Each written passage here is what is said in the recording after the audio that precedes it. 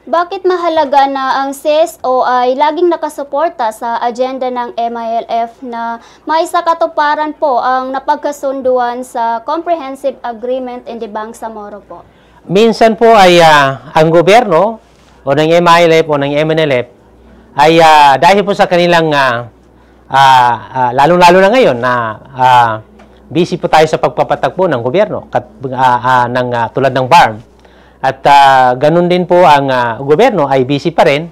So sometimes maraming mga bagay na nakikita ng civil society organizations na hindi nakikita ng gobyerno at ng ating mga kapatid sa MILF.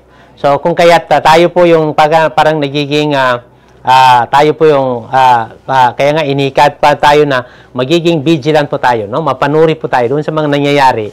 Dahil tayo po yung magiging taga-reminder sa kanila, na both ng ating gobyerno at ng Moro Islamic Liberation Front or ng Moro National Liberation Front, kung meron po nakakaligtan doon sa mga napag-uusapan, tayo po yung magre-remind sa kanila. So, ganyan po kahalaga yung tungkulin na ginagampanan ng civil society organization. Kung kaya tayo po ay hindi po natatakot, no, na paalalahanan na yung ating mga kapatid. Kasi sometimes dahil po sa gawa ng pagkabisi doon sa kanya-kanyang mga ginagawa ng mga tauhan sa gobyerno at ng mga kapatid natin sa revolutionary groups, ay sometimes meron po silang na-overlook.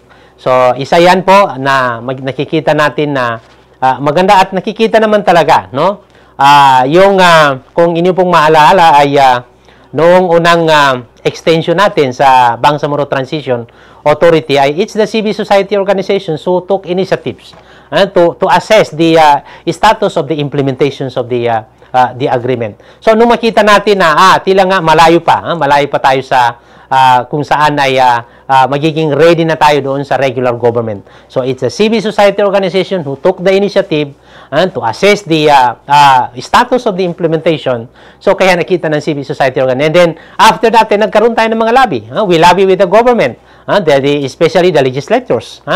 At of course, sa ating mga kapatid sa MILF, na kailangan mag-usap at magkaroon po ng transition. At alhamdulillah, nangyari na nga na nagkaroon ng transition, extension ng Bangsamoro Transition Authority. So ito po yung mga tulad ng mga halimbawa kung gaano po kahalaga yung papel na ginagampanan dapat ng civil society organizations.